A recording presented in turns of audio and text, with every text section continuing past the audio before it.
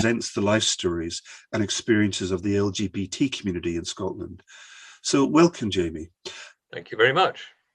Well, so Jaime, tell me a little bit about your background and your journey to becoming chair of OurStory Scotland and the origins of the organisation. Well, I was teaching at the University of Stirling for many years, since 1974, and I got particularly interested in Japanese society. I know this sounds like a very distant beginning to OurStory Scotland, but there is a connection. And when I was looking at Japanese society, one thing that struck me was that most people thought it was a society which was highly conformist. I think this is a rather stereotyped view of Japan, which I've criticized in various ways. But I was interested in those people who, in a society that to some extent does pride itself on being rather uniform, what happens to those who don't belong so unambiguously? And so those whose belonging was more ambiguous, those who were on the margins of Japanese society, how did those people manage? How did they get represented? Well, hello everyone, and welcome to the third in a series of podcasts on the theme of objectivity and neutrality in the archives.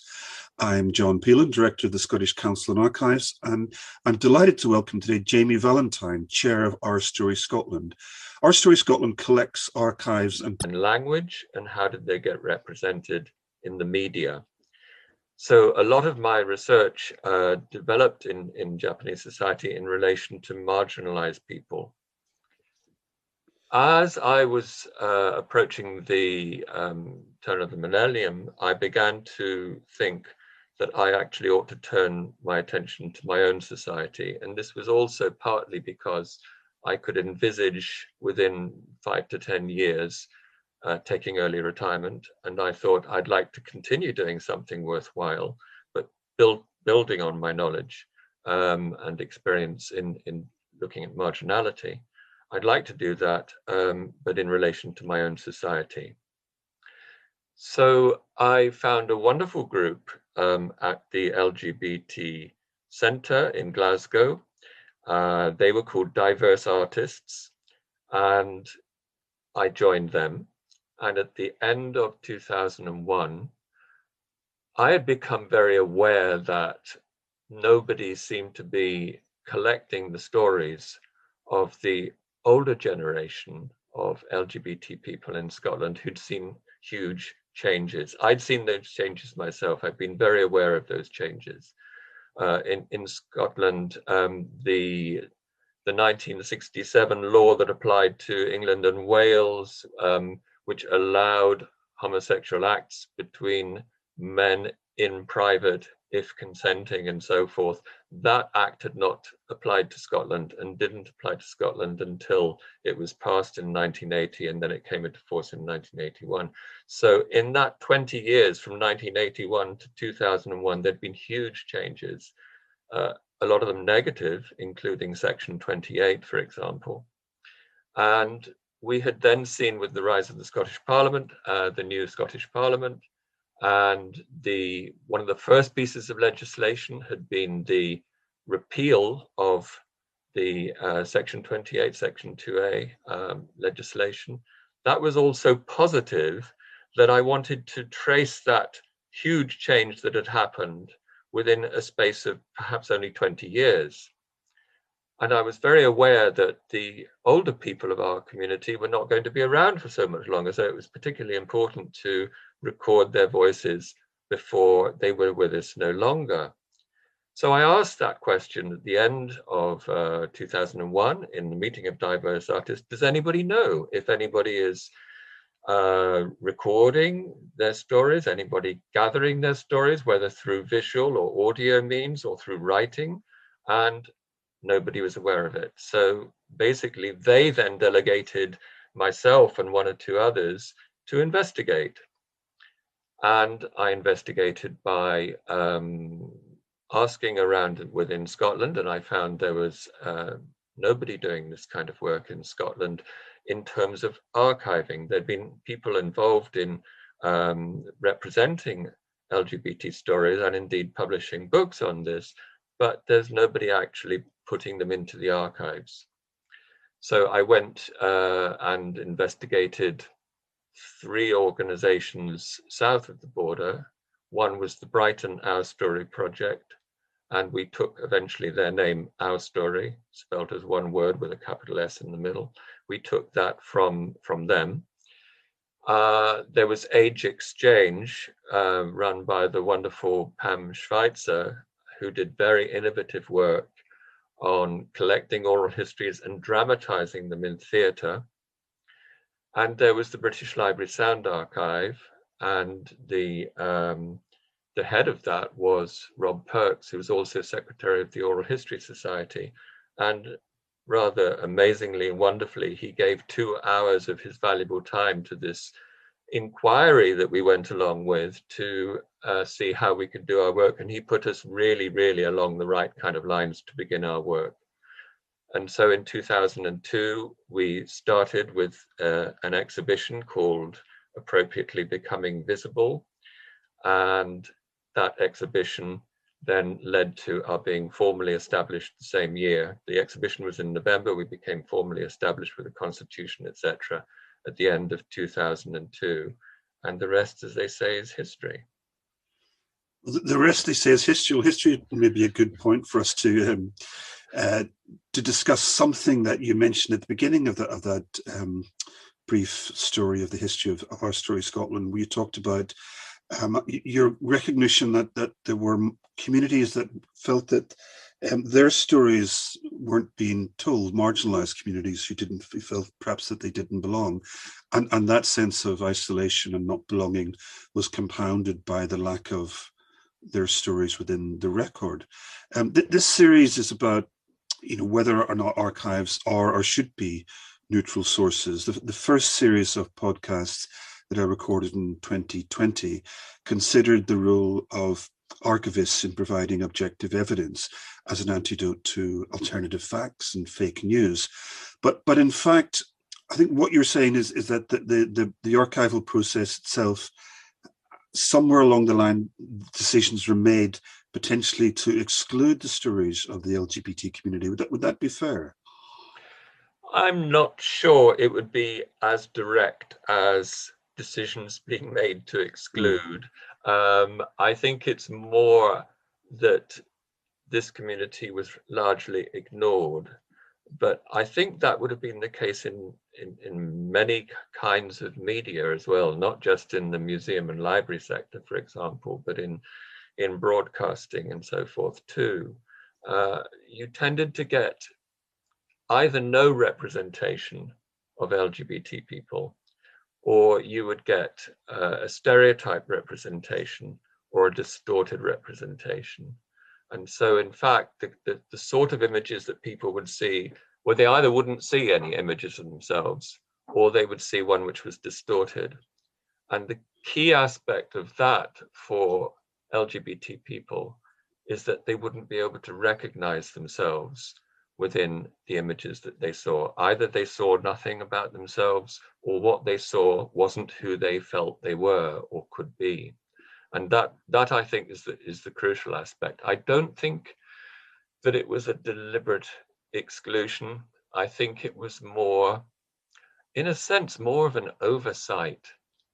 And the fact that you can never see everything anyway. I mean, I know that one of the themes that you're interested in all of this is neutrality and objectivity. And I think this is quite fascinating, because people have an idea of neutrality, which I'm sure is non-achievable.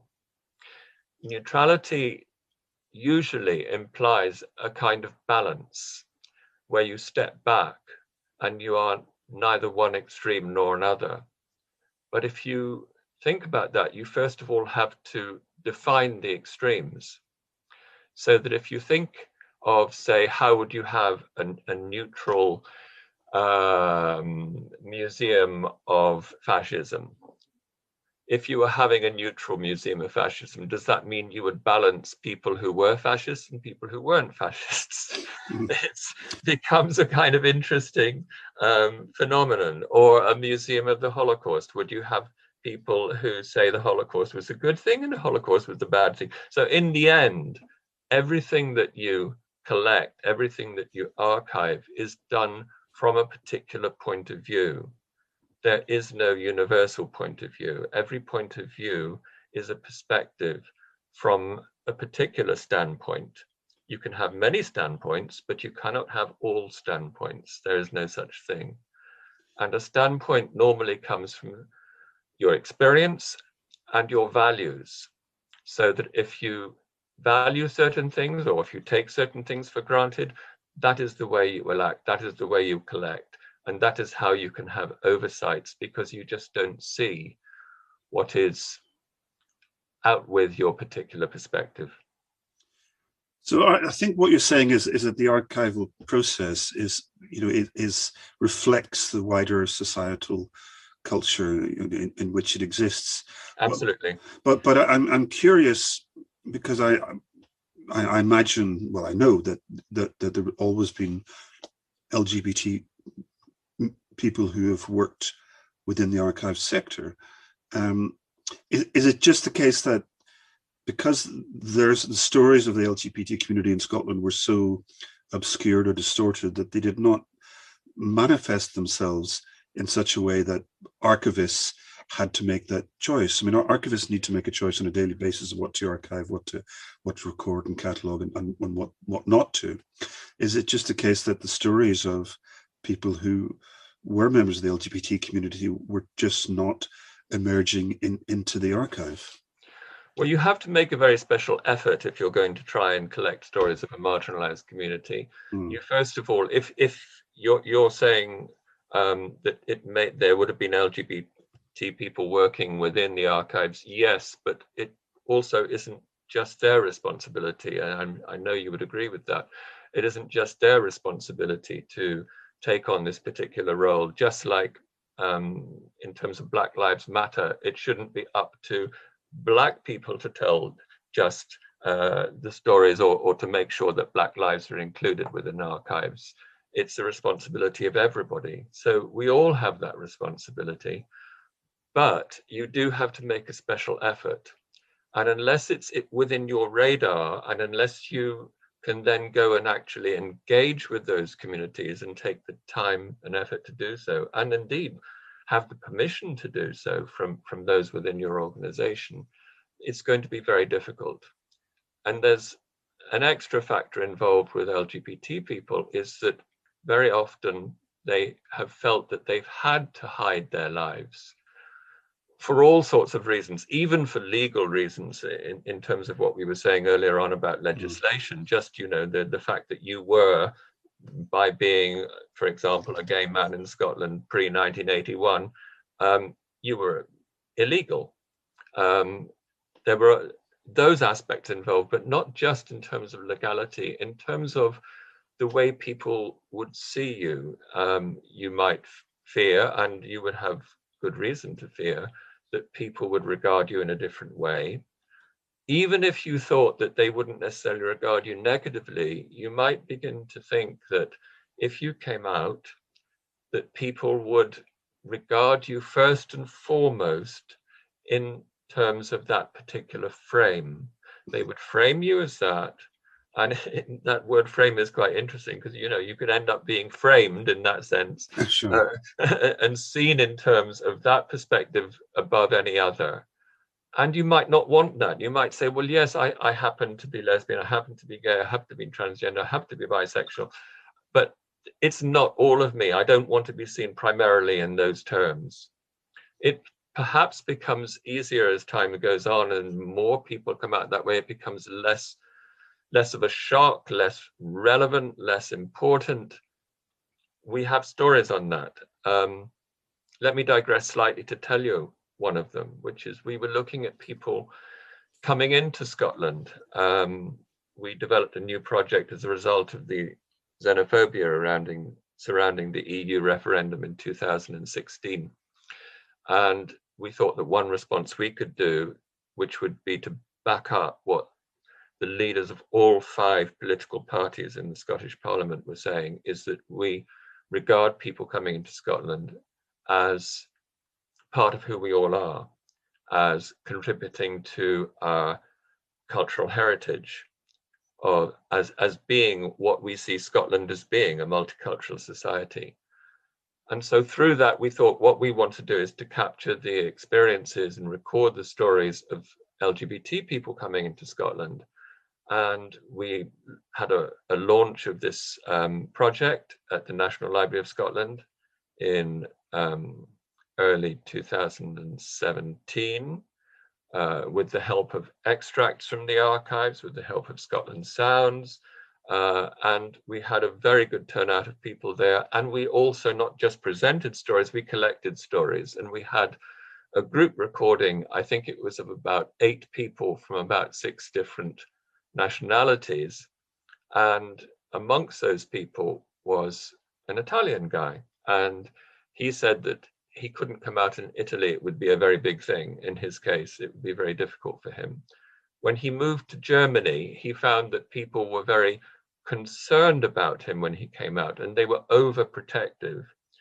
When he came to Scotland, he came out and people would sort of shrug and say, so what, you know, and get on with things. And he loved that attitude. So it could be, John, that over time things have become easier. It's become less of something that defines you. And that in a way would be ideal. It's an important part of who you are, but it's not the sole thing that defines you.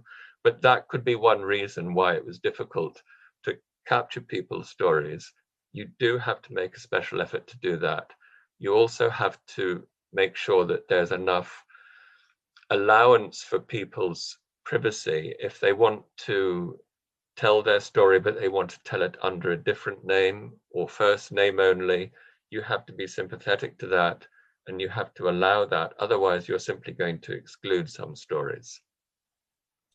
Well, just getting back to this idea of the archivist being a gatekeeper of objectivity, you know, and the archive itself is neutral. If it's the case, as you're suggesting, that really it's not ultimately the archivist who is responsible for making those decisions that may lead to the exclusion of a marginalized section of community, who, given that most archivists work within larger organizations, it might be local authorities or universities or businesses, whose responsibility should it be if those organizations are meant to represent the whole of the society, whose responsibility should it be to make sure that everyone's story is recorded and shared?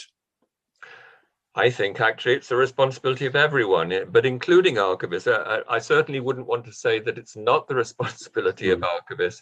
I just think that what I wouldn't want to do is to point the finger at archivists in particular, or to say that LGBT people working within the archives were responsible for not archiving their brothers and sisters and their fellow human beings. I think this would be a wrong attribution of blame. And I think blame isn't the point. I do think it's the responsibility of everyone. I do think that since the Scottish Parliament came back into being in 1999, I think that it's been part of the definition of Scotland that we are a diverse society. And I think that's a particularly important aspect. And the notion of diversity, I think, is one which is absolutely crucial to archiving. Archives in the past have been partly built up by the rich and powerful, by those who have been able to be represented, by those who've been able to donate their archives, and they're likely to be figures of the establishment. So in order to get alternative voices, you do have to go out and look. And with that new perspective, as I say, you can't have no perspective, but with a perspective of diversity, of trying to look for marginalized communities as well, with that perspective, it gets much easier to include sections of the population that have been overlooked beforehand. That perspective of diversity, as you describe it, if I could maybe mention something that the first interviewee in this series, Professor Michelle Caswell from the University of California, argued quite powerfully, I think, was that archivists cannot afford to be neutral. They have to, in effect, be agents of social change and justice. They have to be aware that is their role to tell everyone's story, not just the stories of people who inhabit the mainstream. Would you argue for or against that archivists have a role to be agents of social change, in that they have this responsibility to be as representative as possible in terms of having responsibility for recording and cataloguing and sharing stories? I totally agree with it. I think she's put that wonderfully, and I would agree 100% with that. I think that archivists, we talked earlier on about how, in fact, neutrality is something of a false idea. I do think that the idea of being diverse, of being representative of different sections of society is very, very important. And there will be some now that we're overlooking that we haven't even thought about. I can't tell you what they are because they're not within my frame of reference, or perhaps within yours, but we don't know them yet. But there will come a time when somebody will say, you've overlooked these people in particular. And I do think it's very important that we have that notion of pushing forward a social justice agenda, definitely, but that's not going to happen in every society. We are very fortunate at the moment that our particular society has that at the forefront of its values, but it won't always have it. It hasn't always had it. Jamie, there's an attitude sometimes that archives are fixed things, traveling through space and time, and there they are, the objective truth. But of course, archives are interpreted and reinterpreted by people, as culture evolves and society changes. I've read that you wrote that archives have become not just a resource for research, but a topic in their own right. And you refer to this as the archival turn, in which the archive is repositioned as a site of contested knowledge that becomes the subject of investigation. I'm interested in what you mean by contested knowledge, and perhaps you could elaborate on the phrase the archival turn as you describe it. Well, this is where I think people don't just accept archives as a kind of neutral research resource, but they look at them as something which has been built up over time. They do, in a sense, a sociology of the archive. How has the archive come to be this way? How has it come to represent these things rather than other things? And so the archival turn simply is turning the focus of the research back onto the archive itself, rather than as a resource. It becomes a topic. So you have this distinction between a topic of investigation and a resource for investigation. So it becomes a topic in its own right. You look back on the archive and you see how it can perhaps be seen to be a product very much of its time. In terms of contested knowledge, therefore, you would go and say, well, if you're looking at the resources you've got, why is it we don't have these resources? Or can we reinterpret some of the things in the archives to suggest a different angle on them? And I give you an example of somebody who does that rather wonderfully, which is Jeff Meek at the University of Glasgow, who we've worked with in the past. And Jeff will look at legal records of gay men in Scotland, and he'll get that from the archives. And he will find stories that there he can try and elaborate in different ways, but you're very much limited by the documentary evidence that you have. But you can certainly put a different angle upon that from simply the angle which is the official angle that you get from those records. Well, Jamie, maybe if we could discuss this subject perhaps on a human level now, and I'd like to go back to the history of OurStory Scotland and why it was created in the first place. What was from your experience, what was it like for LGBT people in Scotland or anywhere, but let's stick to Scotland for now. During the time where their stories were not being recorded, were they invisible? What difference has the OurStory Scotland project made? And maybe a larger point would be, why has history tended to neglect the stories of marginalized communities, particularly LGBT? Is it simply just prejudice? So maybe that's quite a lot of questions in one, Jamie, but perhaps we could just start on, you could start just by saying, what was it like for people before OurStory Scotland?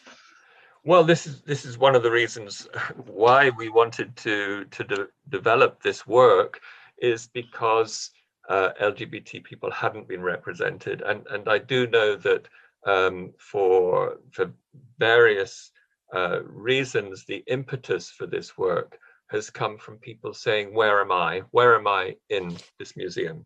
Where am I in this library? This is nothing to do with me. It's not representing my life. So if you had, for example, representations in a museum of family life in the past, you'd think, well, yes, that's fine, but where am I in all of that? I'm being left out of this. I may have indeed been excluded from my own family in some cases, but I'm being left out of this. I'm not being included. I know that was also one of the things that drove someone like the late and very sadly missed Helen Clark, who was working for the People's Story in Edinburgh, and she was concerned that LGBT people had been overlooked. And at the time that we were starting, based in Glasgow, she was helping to set up a sister project in Edinburgh called Remember When, and she was concerned to develop the stories of that over a very limited time period in terms of that project, because it ran from, I think, officially 2003 or 4 up to 2006, when they culminated an exhibition at the City Arts Centre in Edinburgh. But during that period of time, we fed each other in terms of ways of doing things, in terms of how you would put on an exhibition, in terms of how you would do oral history interviews. She was an excellent oral historian, and she gave training in oral history. I did interviews with Remember When, and we've also interviewed Ellen Galford, who was one of the key administrators on that project. We've interviewed her for OurStory Scotland.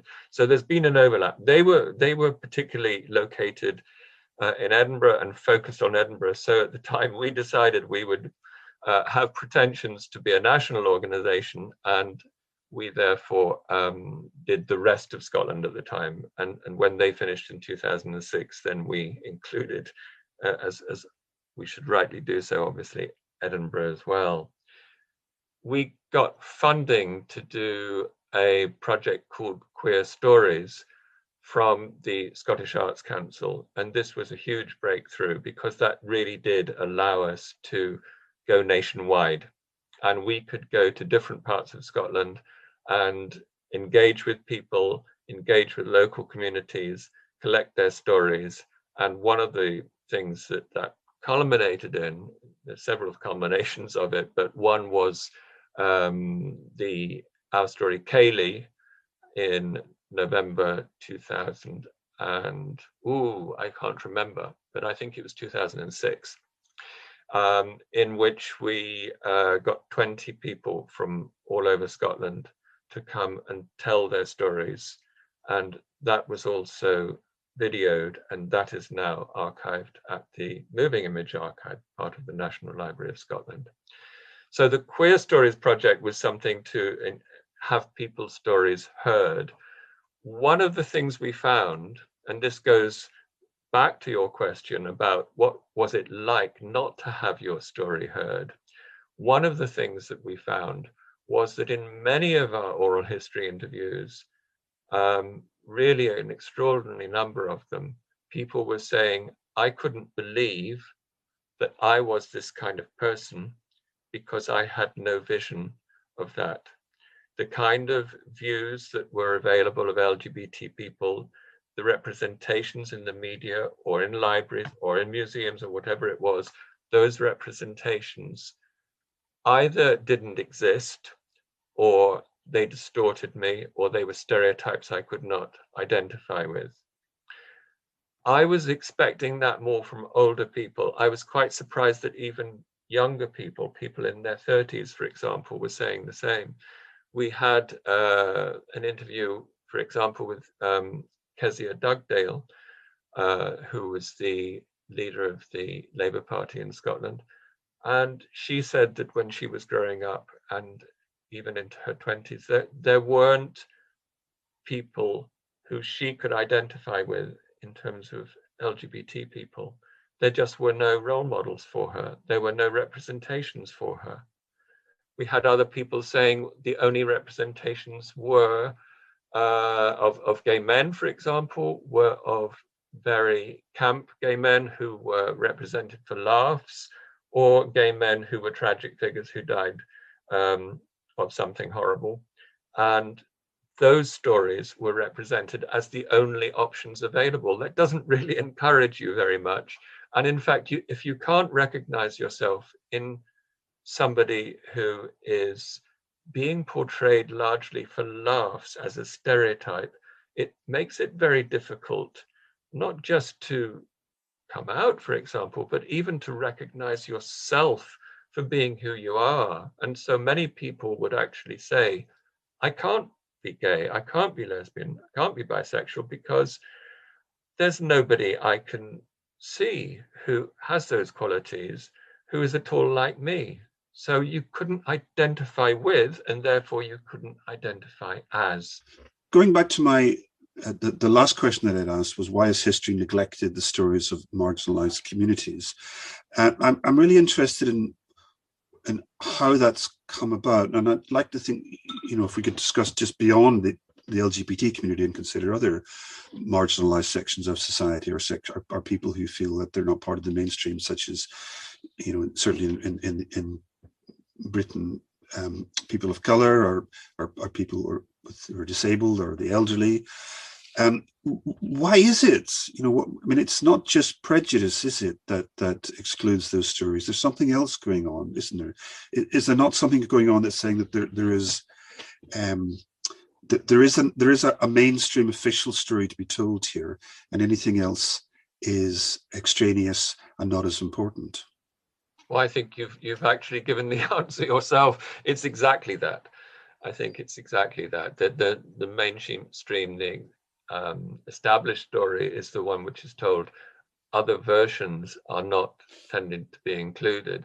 I think one way to look at this would be in terms of the teaching of history.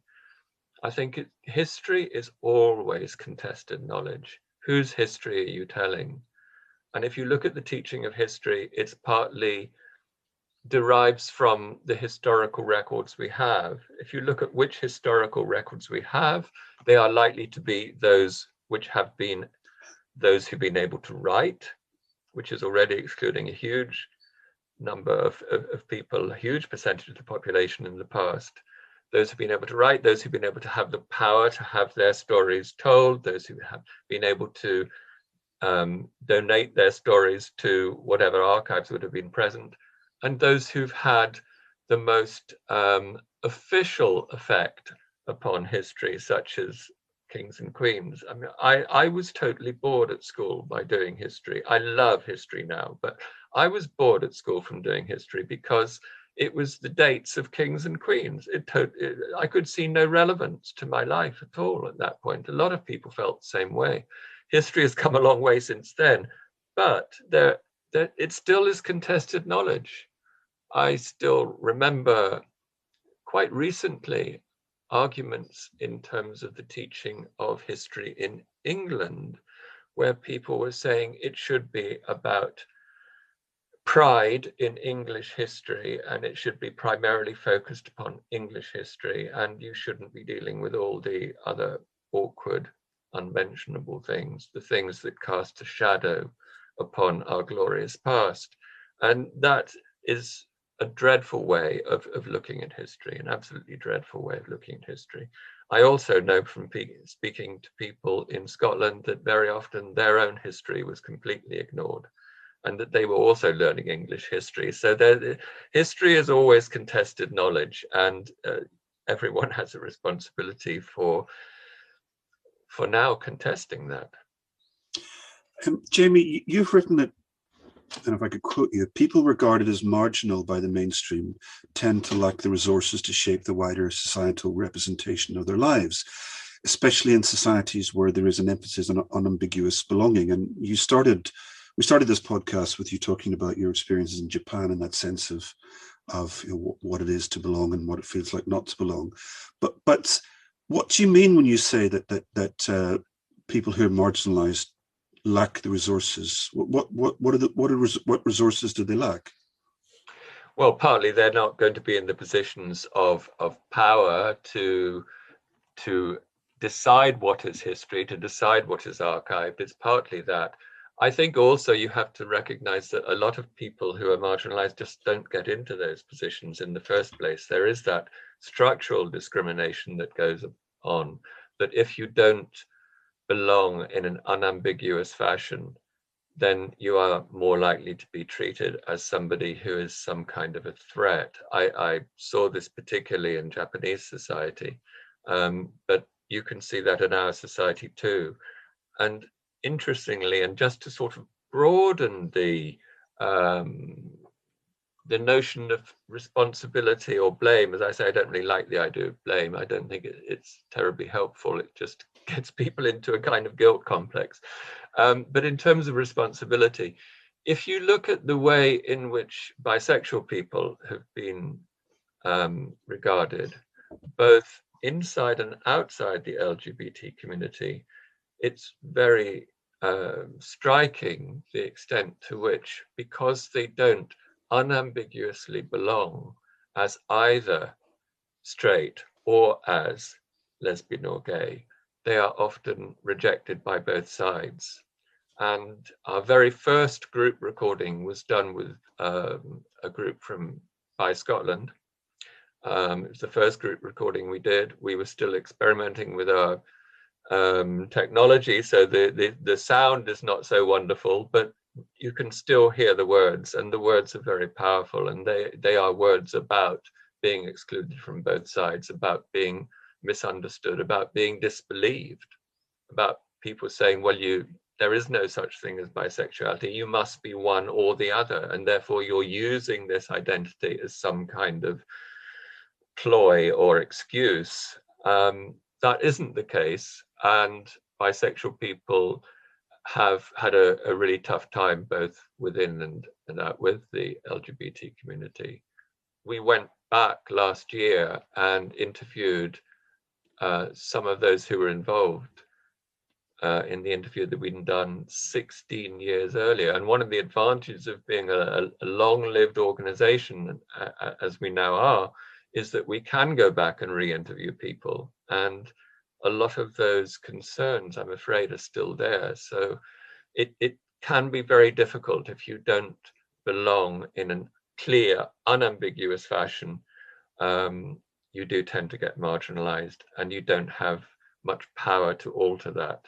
We are concerned with OurStory Scotland, and this is part of what we do. Is that we're a passion project, as people say. You know, we're fighting to get all these identities recognized, including some of the newer identities. Would it help if I said something a bit about some of those newer identities?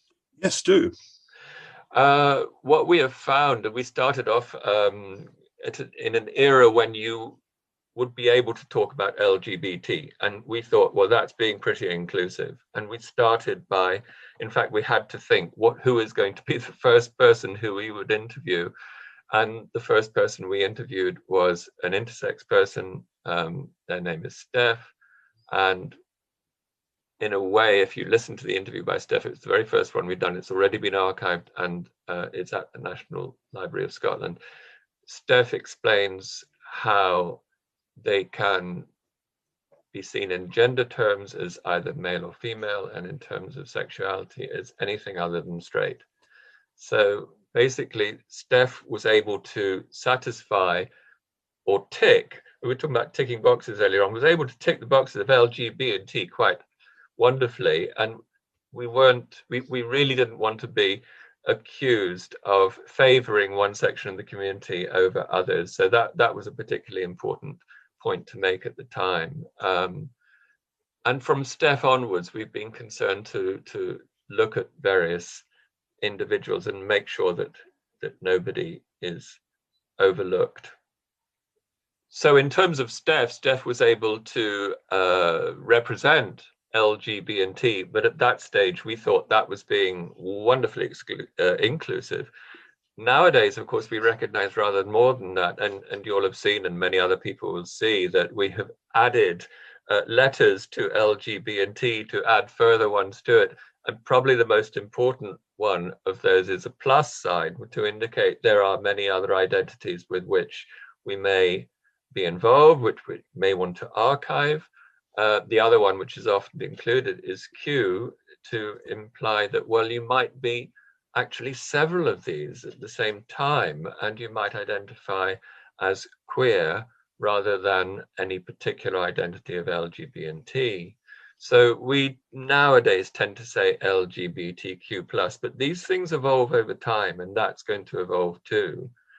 What we found when interviewing younger people these days, and we don't just interview old people now, we interview young people as well. When we interview young people, we find there's a range of new identities that were just not available 20 years ago when we started our work. And they will be identities such as pansexual and non-binary. And I would particularly emphasize perhaps the non-binary one, because this is something where people are beginning to question the very idea that you are separated out into masculine and feminine and might transition from one to the other. There are people who will say, well, actually, I am, as most people are, a mixture of these. And in our latest project, again, partly in response to a phobia, we had xenophobia we were talking about earlier on in our Coming In project. There's a certain amount of transphobia now, in fact, a lot of transphobia, which people are suffering from. And we thought it was important to emphasize that all of us, whether LGBTQ+ or straight, have at some point in their lives had an idea of not fitting what is considered to be normal or natural to their gender. And so we've been seen as transgressing in that sense. So we've got a new project called Transgressions, which is dealing with that, and has that as its theme, as its topic. The non-binary topic is particularly interesting. I know people who are older now who would say, and I think I myself would be one of them, who would say, if that had been around as I was developing in my childhood and as a young person, I would have perhaps identified in that way, and that would have changed my own life trajectory. That's the importance of labels and identities, that they can actually alter the way that you conceive yourself, alter the way that you view your life. I'm not saying it would have been better or worse, but in terms of identities that are available to people, that is a crucial identity that we have to take account of now.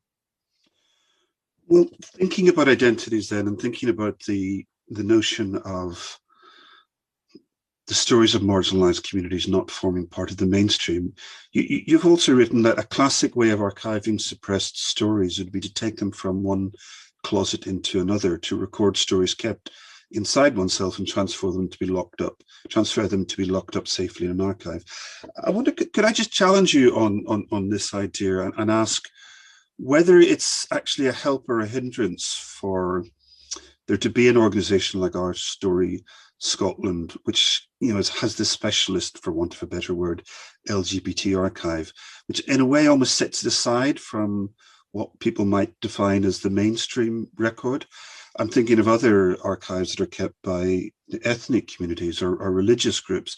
So you have the kind of the national record, and then you have these satellites of archives of people who feel they're not part of the mainstream.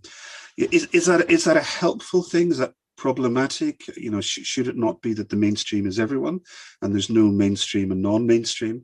And is it the case potentially that by having a separate record, or a record that's kept within this separate closet, as you describe it, might in effect actually perpetuate the issue of the stories of marginalized communities not being normalized?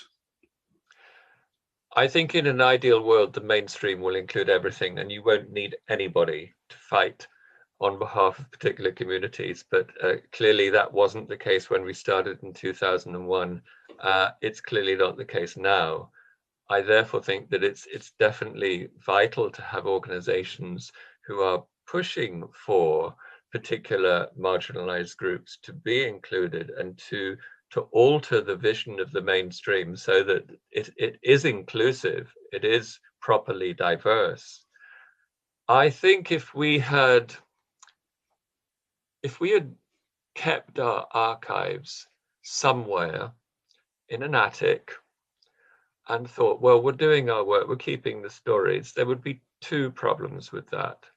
One would be that they wouldn't be coming out and representing us on a larger stage, which is one of the points, one of the educative points that you do through archiving.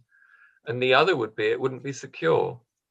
So one of the very first things that we did in OurStory Scotland was to make sure that we wouldn't have gone ahead with our work if we couldn't have had some secure archive for our material. There's no point collecting it if you haven't got a place to archive it. And we were not happy to have it in a closet, in a cupboard, in an attic, or wherever in somebody's house, or even as Brighton OurStory Project had done in their own building, because we thought that's temporary, it's going to go. And if you want a longer term, if you want people in 200 years' time to know how you lived, you're going to have to get that into a proper funded, hopefully national, or at least funded local institution. Brighton OurStory Project didn't do that. They were one of the most go-ahead and wonderful groups in the country. And as far as I know, they did fold and a lot of their material got lost. I stand to be corrected on that, but that's what I heard. And it's absolutely tragic when that does happen. Because we feared that happening, we tried in the very early days, from indeed 2002 onwards, we tried to be as proactive as possible in getting people to engage with our stories and to archive our stories. So I think that notion of the mainstream isn't including us, so we have to work to get it done, that was something that motivated us very strongly. I've written about that in History Scotland, and that's available through the research section of our website, along with other papers. But that gives the detailed history of it. But in short, we went round different libraries and museums, and even though the atmosphere had changed in Scotland with the founding of the new Scottish Parliament, I still think there was a reluctance to take this on. And we had to work quite hard to try and get a positive response from museums and libraries. We had, in the end, 3 significant positive responses, all from women. One was at the National Museum of Scotland. I'd been going around trying to find an archive for our materials, and somebody, I think it was Helen Clark, suggested I speak to Dorothy Kidd of National Museum Scotland, and she gave me the answer, yes. And it was such a short, forthright answer. Yes, we would accept an archive. Yes, we're interested in doing this. I couldn't actually believe it, and I had to get her to repeat it. She was true to her word, and we now have our objects are archived at the National Museums of Scotland. So we have more than 170 handwritten episodes which are archived there. And we have a number of the ways in which we've done visual storytelling with people. We have artworks which are archived. A selection of our artworks is archived at National Museum Scotland. The other positive responses that we got, I would particularly emphasize Irene O'Brien, who gave us space at the Mitchell Library in Glasgow, who enabled us to use that as our official address. She was extremely important in getting us recognized, in allowing us to have space that we didn't have to rent, because we were an unfunded organization. So that was particularly important for us. And there are other individuals involved as well.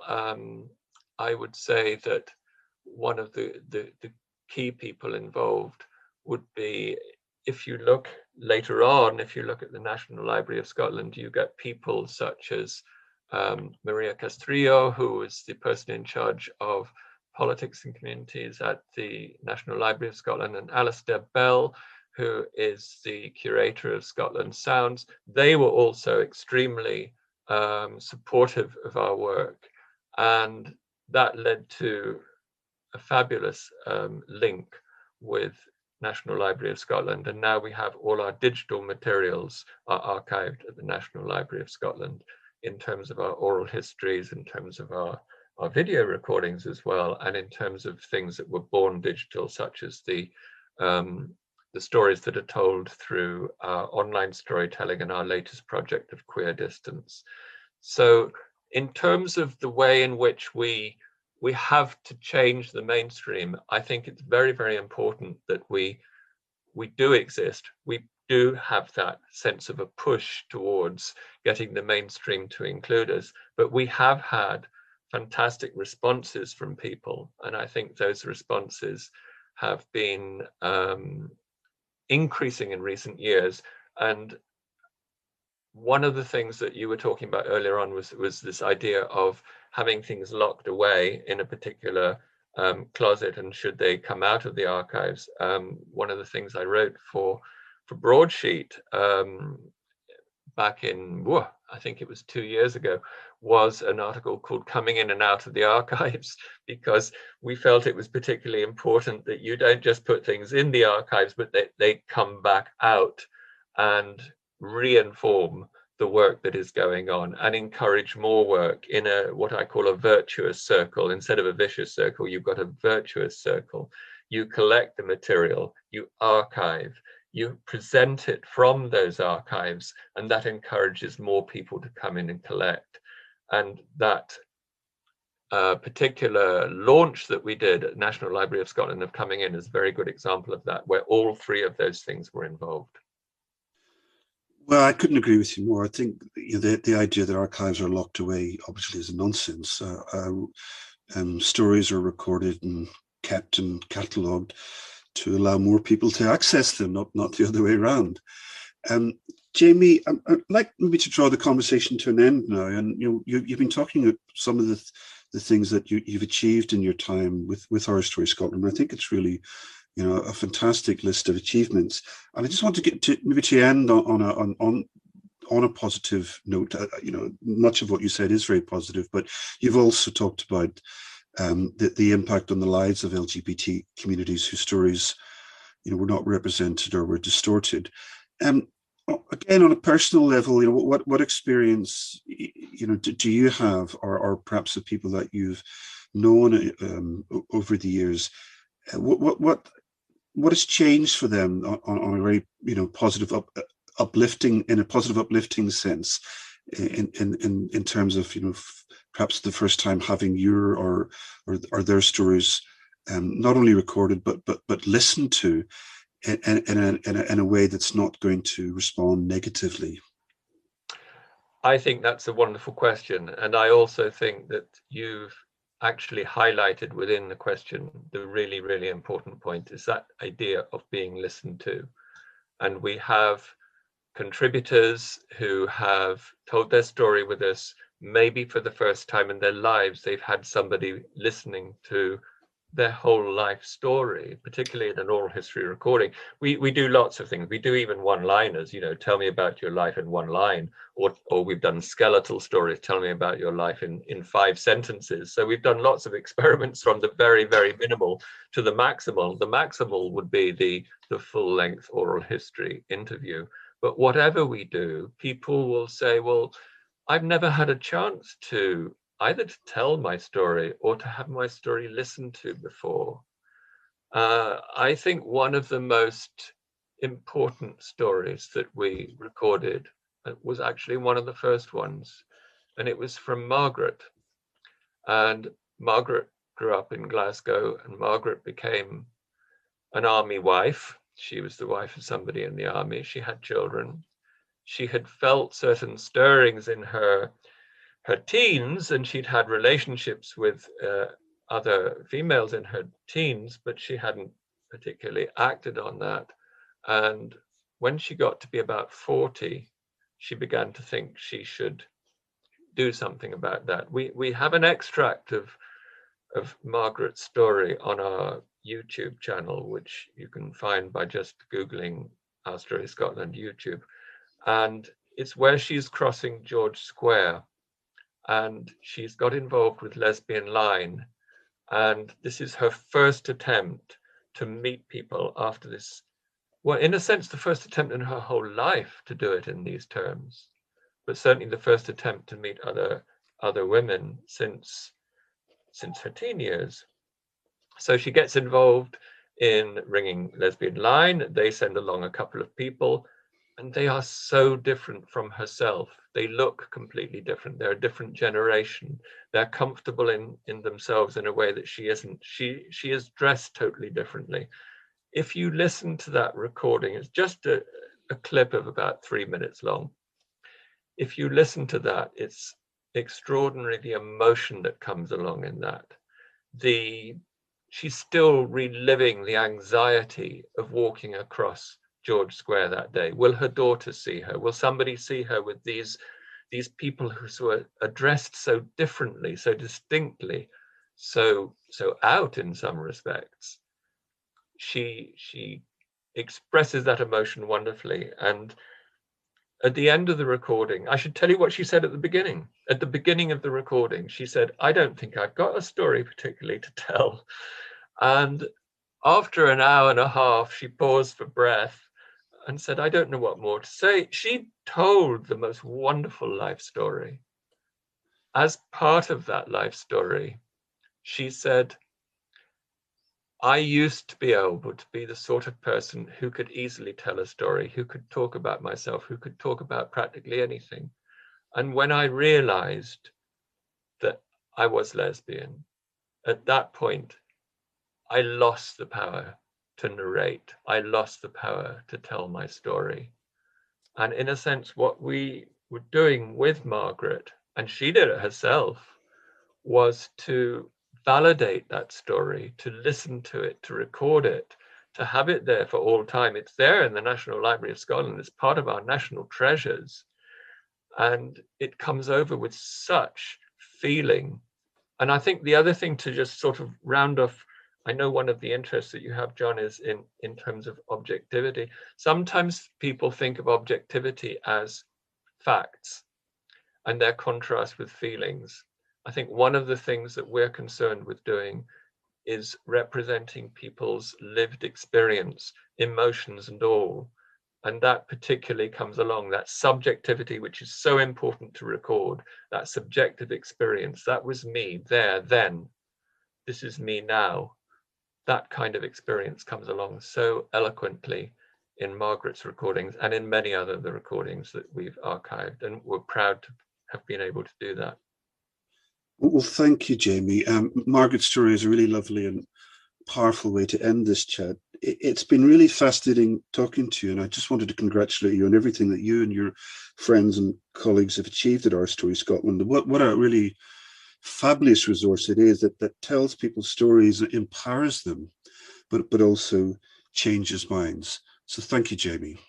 Thank you very much, John.